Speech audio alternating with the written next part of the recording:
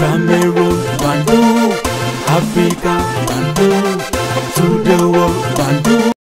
Si on les avait expliqué que ce qu'ils ont fait subir aux Palestiniens de Gaza et en Cisjordanie et aux Libanais et aux Syriens et Yéménites, les amis, ils ne devraient pas croire. Ils sont restés dans leur fiction de dôme de fer, de la protection, première couche, deuxième couche, troisième couche. Notre ciel est inviolable. Les gars ne s'étaient pas préparés pour les missiles iraniens. Et les amis, la mauvaise nouvelle que je peux dire envoyer à Benjamin Netanyahu et tous ceux qui soutiennent les égarements de Netanyahu, c'est que l'Iran a utilisé les anciens missiles pour saturer le ciel israélien avant d'arriver avec des missiles hypersoniques. Ces missiles hypersoniques sont dévastateurs. Il y a même des missiles balistiques intercontinentaux que l'Iran est en train de tirer. Et les images que je m'en vais vous montrer, ce sont les images insoutenables du point de vue des sionistes, du point de vue de Benjamin Netanyahu. Chers amis, je vais vous montrer en série. Vous allez voir, vous allez comprendre que ce n'est pas tout le monde qu'on provoque et on part comme ça, sans avoir une punition. Ils ont provoqué l'Iran, ils ont démarré une guerre contre l'Iran, et l'Iran ne fait que se défendre jusqu'à présent. L'Iran n'a pas démarré une guerre contre Benjamin Netanyahu. Et le peuple israélien maintenant, son immense majorité, voit la qualité de ceux qui les gouvernent. 33 ministres dans les bunkers. Donc les gars qui sont prompts à proposer la violence à autrui ont peur aujourd'hui, les amis, de cette même violence. J'aimerais que vous regardiez des images à Bat-Yam, parce que là, elles sont encore plus spectaculaires qu'à Tel Aviv. C'était hier, ce quartier où on voit que ce missile iranien a réussi à frapper. Et oui, il y a une prise de risque, c'est-à-dire on a peut-être sous-estimé la capacité de l'Iran. Alors peut-être politique demain, comme le dit Gérard Araud, mais en tout cas, dans l'immédiat, la capacité militaire. Oui, elle a sûrement été sous-estimée puisque effectivement les frappes iraniennes font mal. Mais ce qu'on entend dire aussi en Israël, c'est qu'ils espèrent que ça sera la dernière guerre.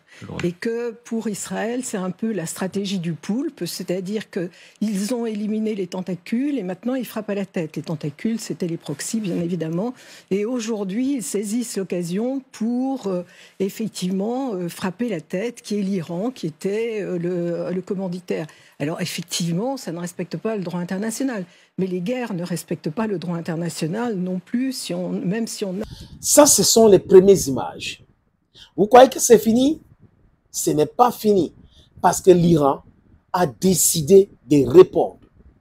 Inventer le droit de la guerre. Donc en tout cas, c'est la stratégie d'Israël. Je ne dis pas qu'elle est bonne ou qu'elle est mauvaise, mais c'est le choix qu'ils ont fait et soutenu par une partie de la population pour cette raison-là. Gérard, avant de nous quitter, vous connaissez si bien l'Israélien, cette logique qu'ils ont, quand on leur prend souvent hors caméra, ça me frappe, qui dit de toute façon la guerre durera toujours.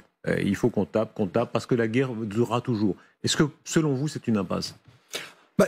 Alors, c'est évidemment le poids de l'histoire, hein, c'est un siècle de lutte, d'abord de lutte contre le mouvement sioniste et ensuite de lutte contre l'État d'Israël, donc c'est un siècle de guerre. Mais il faut quand même remarquer au cours de ces derniers mois, d'ailleurs comme je l'ai dit auparavant, grâce à l'action militaire d'Israël, il y a des transformations profondes. D'un côté, vous avez une sorte de logique qui dit Israël est entouré d'ennemis, et la raison c'est que non, c'est pas vrai. Israël a signé un traité de paix avec l'Égypte, a signé un traité de paix avec la Jordanie, avec les Émirats. Sur les plateaux de télévision maintenant, les gars hurlent, ils parlent, ils sont obligés de montrer ces images. Parce que sinon, nous autres, nous allons montrer. Il y a des autres plateformes aujourd'hui. Les États-Unis ne contrôlent pas tout Internet. Vous voyez un peu. Les Russes ont leur plateforme. Les Chinois ont leur plateforme. Donc, si vous ne postez pas sur votre plateforme, les gens vont se désabonner pour aller ailleurs. Donc, aujourd'hui, ils sont obligés de montrer ces images et faire des commentaires. Et quand on les écoute, on comprend que ce sont les pleurs. Les Saoudiens, il a d'excellentes relations avec l'Arabie saoudite. Et le nouveau Liban et la nouvelle Syrie répètent qu'ils veulent parvenir à une non-belligérance, voire, dit le président syrien, à rejoindre les accords d'Abraham. Donc il y a en réalité une nouvelle réalité moyen-orientale, déjà dans les cas, mais cette réalité, pour le moment, elle est seulement militaire, et il faut en faire de la politique. Et c'est cela qui manque aujourd'hui, c'est cette supériorité militaire écrasante d'Israël, ces transformations qui ont été la conséquence des opérations militaires israéliennes, c'est transformé ça en une véritable réalité politique. Et ce que je constate, c'est que aussi bien au Liban et en Syrie, c'est qu'Israël continue à bombarder, alors que peut-être il serait temps de faire de la politique. Gérard Araud, merci beaucoup d'avoir été avec nous et on poursuit cette émission en restant quelques instants sur le feu et le contre-feu des Iraniens. On a vu Batiam. Ils pleurent quoi? Ils expliquent quoi? Ils sont en train de regarder. Quand on les écoute, on a l'impression qu'ils oublient le mal qu'ils font aux autres. La destruction qu'ils ont proposée à l'Irak. La destruction qu'ils ont proposée en Libye. Regardez la Libye aujourd'hui, regardez l'Afghanistan. Ce n'est que la destruction. Et maintenant, vous allez attaquer quelqu'un sans toutefois avoir de la bonne information sur la capacité de riposte de celui-là. Ah ben, vous tombez de nuit, n'est-ce pas? La presse occidentale a perdu la crédibilité depuis la guerre en Russie. Et ce qui se passe en Israël aujourd'hui, ils étaient obligés de le faire parce qu'il y avait les fuites des images et pour essayer de sauver un tout petit peu leur crédibilité, ils étaient obligés de le faire, de montrer les images. Et les commentaires qui vont avec font rire. Voir Haïfa, voilà, regardez ces images à Haïfa. Comment expliquer ça, Colonel Goya, comment expliquer qu'aujourd'hui, et ce soir encore, on l'a entendu Thomas Misraki, dans les prochaines heures peut-être, les Iraniens ont encore le moyen de frapper?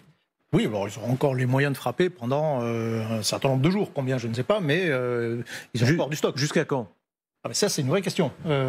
C'est une vraie question parce que c'est probablement, ça peut être la fin, ça peut marquer la fin de la guerre. C'est-à-dire, en gros, pour faire simple, tant que les Iraniens tireront des missiles, les Israéliens seront obligés de continuer au moins à essayer d'éliminer cette menace. Et donc la guerre ne s'arrêtera pas tant que au moins ça. Il y aura des tirs de missiles. Ils en tirent des salves de 50, 100 par jour. Au passage, effectivement, en 3 jours, ils ont percé plus le système de défense que pendant tous les 2 dernières journées en avril et en octobre 2024. Ce sont ces commentaires-là qui me retiennent encore ici. Le message est clair. Arrêtez votre esbrouf, arrêtez cela, respectez les autres, vous vivrez en paix. Si vous voulez être en paix, vous respectez l'autre. L'autre vous respecte. Le respect est mutuel. Et s'il y a un conflit, on a des instruments pour pouvoir régler ces conflits. Non aller de façon unilatérale, taper sur quelqu'un et après quand la personne repose, vous commencez à appeler à l'aide. Oh Donald Trump, à l'aide. Oh Poutine, à l'aide. Ça, c'est le travail maintenant de Benjamin Netanyahu. De ce point de vue, ils ont été plus efficaces, entre guillemets, mais il leur faut aussi effectivement doser cet effort. C'est-à-dire, pour eux, c'est aussi une manière de montrer qu'ils continuent à lutter, qu'ils résistent, pour dire simplement. Et donc ça, c'est certainement le critère principal à regarder dans les jours à venir, c'est le nombre de missiles que les Iraniens continuent à envoyer. Sachant qu'un certain nombre sont évidemment interceptés, un certain nombre sont détruits également en Iran, autant que possible, préventivement. Et là, on peut avoir, à ce moment-là, à la fin, peut-être une pause. C'est à ce moment-là que les Israéliens devront dire, OK, voilà, nous, on estime que ça suffit, on a détruit, on a cassé le programme nucléaire, on a cassé la menace balistique, ce résultat nous suffit et on arrête là. Ou alors, et c'est ça, là la vraie question, c'est est-ce qu'il faudra continuer? Est-ce que la tentation d'abattre le dernier véritable ennemi d'Israël, qui a encore une certaine consistance, est-ce que cette tentation sera trop forte et qu'on va continuer pour essayer d'abattre le régime, donc de changer complètement d'objectif? Ça, on verra. Si on lui avait dit ce qui se passe aujourd'hui dans son propre pays, il ne devait pas croire. Il a cru à l'invincibilité de l'Israël, à l'armement de l'Israël, à la puissance imaginée de l'Israël, et la réalité aujourd'hui est tout autre chose. Thank you, friends, and bye-bye for now. Cameroon, Bandung, Africa, Bandung, to the world, Bandung.